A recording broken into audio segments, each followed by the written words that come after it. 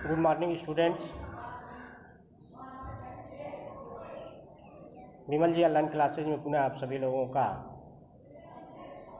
स्वागत है।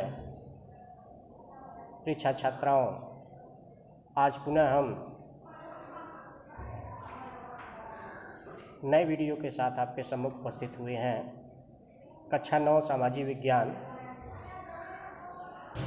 में हम लोगों ने इतिहास का अध्ययन किया था जो समाप्त हो गया है, और आज से हम क्लास में भी और अपने ऑनलाइन माध्यम द्वारा भी लोकतांत्रिक राजनीति यानी कि नागरिक शास्त्र का पहला अध्याय वेरी इम्पॉर्टेंट टॉपिक लोकतंत्र क्या एवं क्यों, जैसा कि आप स्क्रीन पे देख पा रहे होंगे, उसको लेके मैं ऑनलाइन माध्यम से आपके सम्मुख उपस्थित हुआ हूँ।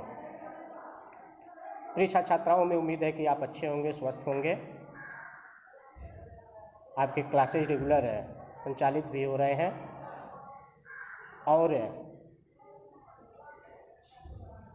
इस टॉपिक को मैं ऑनलाइन आपके सम्मुख पढ़ा रहा हूँ। यूट्यूब पे भी आपको मिल जाएगा, ग्रुप में भी मैं सेंड किया, उसको भी आप देख सकते हैं।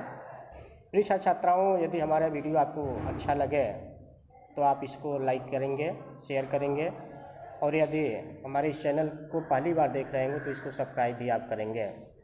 प्रिय छात्र छात्राओं, जैसा कि आप स्क्रीन पे देख पा रहे होंगे, इकाई 3 लोकतांत्रिक राजनीति नागरिक शास्त्र का पहला टॉपिक वेरी इम्पॉर्टेंट, बहुत गौर से इसको पढ़िएगा, याद रखिएगा। लोकतंत्र क्या है एवं क्यों। लोकतंत्र क्या एवं क्यों, what is democracy and why. लोकतंत्र क्या है, लोकतंत्र की परिभाषा क्या है। प्रिय छात्र छात्राओं, इस अध्याय में जैसा कि आपके टॉपिक में जो सिलेबस में दिया है उसी के अनुसार हम आपको अध्ययन कराएंगे। इसमें सबसे पहले हम लोग जानेंगे कि लोकतंत्र क्या है, यानी कि व्हाट इज डेमोक्रेसी। लोकतंत्र क्या है। तो प्रिय छात्र छात्राओं, लोकतंत्र एक शासन प्रणाली है और विश्व में प्रचलित शासन व्यवस्थाओं में से एक लोकतंत्र शासन का सर्वोत्तम रूप है, जो समानता, स्वतंत्रता और बंधुत्व पर आधारित होता है। जो लोकतंत्र है वह है समानता, यानी कि राज्य के सभी लोगों को, देश के सभी लोगों को एक समान और उन्हें स्वतंत्रता प्रदान देती है, और भाईचारे के आधार पे यह आधारित है। शासन के अन्य स्वरूप, विश्व में बहुत सारी शासन प्रणालियां हैं, जैसे राजतंत्रात्मक शासन प्रणाली, तानाशाही शासन प्रणाली, लेकिन जब इन सभी में तुलनात्मक अध्ययन किया गया तो पाया गया कि लोकतंत्र इन सभी शासन व्यवस्थाओं में सर्वोत्तम है, और शायद इसी का परिणाम है कि आज विश्व के लगभग अनेकों देशों में लोकतंत्रात्मक शासन प्रणाली ही संचालित हो रही है। लोकतांत्रिक देश के नागरिकों को अभिव्यक्ति का अधिकार, अभिव्यक्ति से तात्पर्य है कि अपनी जो विचार हैं, अंदर जो भावनाएं दबी हुई हैं, वह उनको कह सकते हैं, व्यक्त कर सकते हैं। संगठन बनाने व सरकार की जन विरोधी नीतियों का शांतिपूर्ण तरीके से विरोध करने इत्यादि की स्वतंत्रता प्राप्त होती है। प्रिय छात्र छात्राओं, लोकतंत्र क्या है इसको हम लोग समझेंगे। लोकतंत्र क्या है इसको समझने से पहले पूर्व प्रधानमंत्री स्वर्गीय श्री अटल बिहारी वाजपेयी जी की 4 लाइनें लोकतंत्र के महत्व में उन्होंने दिया था कि सत्ता का खेल तो चलेगा, सत्ता का खेल तो चलेगा, सरकार आएंगी जाएंगी, पार्टियां बनेंगी बिगड़ेंगी, मगर ये देश रहना चाहिए, इसका लोकतंत्र अमर रहना चाहिए। हम श्रद्धा सुमन अर्पित करते हैं ऐसे प्रधानमंत्री जी का, स्वर्गीय श्री अटल बिहारी वाजपेयी जी का। प्रिय छात्र छात्राओं, विषय पे हम लोग आते हैं। जैसा कि आप स्क्रीन पे देख पा रहे हैं, लोकतंत्र क्या है, व्हाट इज डेमोक्रेसी। शाब्दिक अर्थ में लोकतंत्र डेमोक्रेसी शब्द का हिंदी रूपांतरण है, जिसका निर्माण ग्रीक शब्द डे मिलकर बना है, जिसमें डेमोस का अर्थ है जनता का और क्रेसिया का अर्थ होता है शासन। इस प्रकार लोकतंत्र का शाब्दिक अर्थ जनता का शासन से होता है, अर्थात जनता द्वारा प्रत्यक्ष या अप्रत्यक्ष रूप से अपने प्रतिनिधियों के माध्यम से शासन व्यवस्था के संचालन से है। यानी कि लोकतंत्र, जिसको हम लोग प्रजातंत्र या डेमोक्रेसी कहते हैं, उसमें जो संपूर्ण जो शक्ति होती है वहाँ के नागरिकों में होती है। अमेरिकी राष्ट्रपति अब्राहम लिंकन महोदय ने लोकतंत्र की परिभाषा देते हुए कहा था कि लोकतंत्र जनता का, जनता के लिए और जनता द्वारा शासन है। यानी कि संपूर्ण जो शक्ति है, जो सर्वोच्च शक्ति है, यहाँ तक कि जो राष्ट्र का जो प्रमुख व्यक्ति होगा, जो सर्वोच्च व्यक्ति होगा, उसको वहाँ तक भेजने का अधिकार किसको है? वहाँ की आम जनता में, वहाँ के नागरिकों में है। और इस प्रकार की यदि शासन व्यवस्था कहीं संचालित है तो उसको हम लोग लोकतंत्र कहते हैं। इस अध्याय में हम लोकतंत्र का अर्थ, आवश्यकताएं, विशेषताओं का अध्ययन करेंगे। लोकतंत्र की परिभाषा, विभिन्न विचारकों ने लोकतंत्र की परिभाषा अलग अलग प्रकार से दिया जो निम्नलिखित है। सीले महोदय के अनुसार, सीले महोदय ने लोकतंत्र की परिभाषा देते हुए कहा था कि लोकतंत्र उस सरकार को कहते हैं जिसमें हर व्यक्ति भागीदार होता है।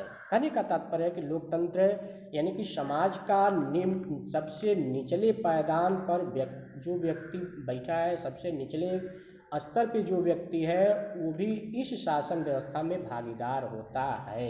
और यदि इस प्रकार की शासन प्रणाली जहाँ पाई जाती है उसको हम लोग लोकतंत्र कहते हैं। डायसी महोदय ने भी लोकतंत्र की परिभाषा देते हुए कहा था कि शासन का वह रूप जिसमें शासक वर्ग, जो शासक वर्ग है, जो हम पे शासन करता है, संपूर्ण राष्ट्र से अपेक्षाकृत अधिकांश लोग होते, यानी कि सभी राष्ट्र के सभी लोगों का उसमें किसी न किसी रूप में, प्रत्यक्ष या अप्रत्यक्ष रूप में उनका हिस्सा होता है, वे उसमें भागीदार होते हैं। अमेरिकी राष्ट्रपति, पुनः वही चीज़, अमेरिकी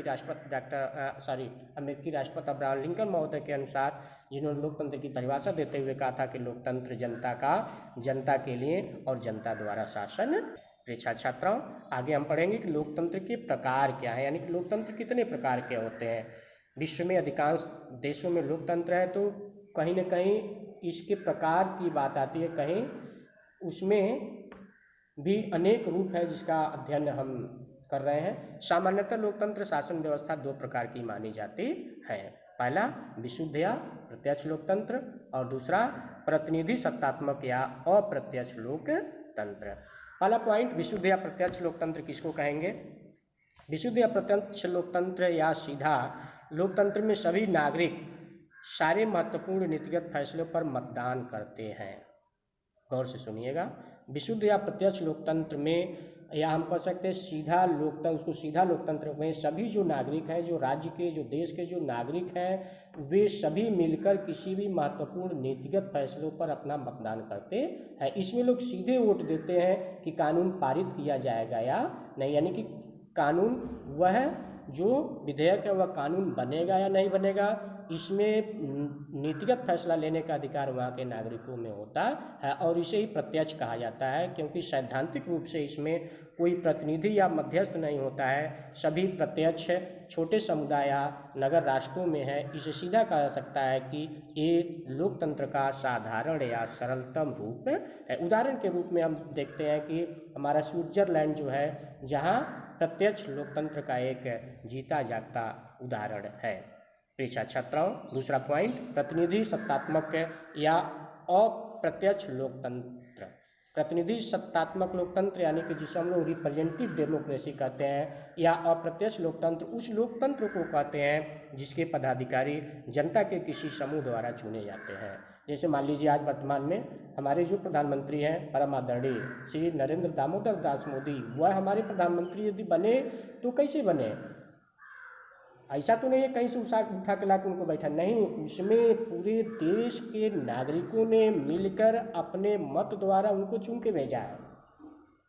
तो कहने का तात्पर्य है, अब इसमें हम लोग डायरेक्ट उनको दिए नहीं, तो उसी में कहने का मतलब है कि उनको इनडायरेक्ट हम लोगों ने दिया, और वे क्या है, हमारे प्रतिनिधि रूप हैं। प्रतिनिधि के रूप में मान लीजिए हमारे देश के प्रधानमंत्री किसी देश में जा रहे हैं, तो वहाँ जाने के बाद क्या हो रहा है, वे पूरे भारत के लोगों का, पूरे 135 करोड़ जनसंख्या का वे क्या कर रहे हैं, प्रतिनिधित्व कर रहे हैं। और इस आधार पे इसके पदाधिकारी जनता के किसी समूह द्वारा चुने जाते हैं। प्रणाली प्रत्यक्ष रूप से लोकतंत्र प्रत्यक्ष लोकतंत्र के विपरीत है। जैसा कि प्रत्यक्ष लोकतंत्र पहला पॉइंट आपने देखा, उसके अपोजिट है, और इसलिए इसे अप्रत्यक्ष लोकतंत्र और प्रतिनिधि सरकार भी कहते। वर्तमान समय में लगभग सभी लोकतंत्र जितने विश्व में लगभग जितने लोकतंत्रात्मक देश हैं जिसने लोकतंत्र शासन व्यवस्था को अपनाया हुआ है, उन अधिकतर देशों में प्रातिनिधिक लोकतंत्र या अप्रत्यक्ष लोकतंत्र या दूसरा पॉइंट जो आपने पढ़ा उसी या वही शासन व्यवस्था सभी देशों में सुचारू रूप से संचालित हो रही है। प्रिय छात्र छात्राओं, हमें उम्मीद है कि आप हमारी बात को समझ रहे होंगे। अब नेक्स्ट पॉइंट, लास्ट पॉइंट हम अध्ययन करेंगे लोकतंत्र की विशेषताएं। लोकतंत्र की प्रमुख विशेषताएं निम्नलिखित हैं। पहला पॉइंट, लोकतंत्र में शासक जनता द्वारा प्रत्यक्ष या अप्रत्यक्ष रूप से चुने जाते हैं और लोगों द्वारा चुने गए शासक ही सभी अंतिम एवं महत्वपूर्ण निर्णय लेते हैं। यानी कि सभी महत्वपूर्ण निर्णय लेने का अधिकार किसको है? इन्हीं शासक वर्ग को है, क्योंकि हमने से तात्पर्य है कि भारत की जो जनता है वो अपना प्रतिनिधि बना के उनको वहाँ भेजा है। दूसरा पॉइंट, लोकतंत्र में चुनाव जो होता है, जो निर्वाचन होता है, जो वयस्क मताधिकार द्वारा होता है, भारत के वे नागरिक जिनकी उम्र 18 साल से अधिक है, जो भारत के वयस्क नागरिक हैं, वह स्वतंत्र और निष्पक्ष मतदान करते हैं और ऐसे अवसर उपलब्ध कराता है जहाँ वह निष्पक्ष मतदान द्वारा सरकार को चुन सकती है। यानी कि सरकार को चुनने में किसी प्रकार का कोई संदेह वाली बात नहीं होती है, बल्कि वे मतदान जो मतदाता होते हैं वे स्वतंत्र होकर निष्पक्ष रूप से अपने जो लीडर होते हैं, अपने जो नेता होते हैं उनका चुनाव करते हैं और उनको शासन में भेजते हैं। तीसरा पॉइंट, चुनाव का यह विकल्प लोकतंत्र में सभी लोगों को समान रूप से उपलब्ध होता है। कहने का तात्पर्य होता है कि एक व्यक्ति एक वोट और एक मूल्य। कहने का मतलब है कि यहाँ सभी नागरिक एक समान है, चाहे वह किसी भी जाति, धर्म, संप्रदाय, मजहब, क्षेत्र, स्त्री पुरुष का क्यों ना हो, सभी को, चाहे वो अमीर हो, चाहे गरीब हो, चाहे राजा हो, चाहे रंग हो, सभी को एक ही वोट देना है और सभी के वोट का मूल्य भी क्या है? बराबर है। उसमें किसी प्रकार के ऐसा नहीं है कि आप बड़े हैं या अमीर हैं या आप सम्राट हैं तो आपके वोट का मूल्य अलग नहीं।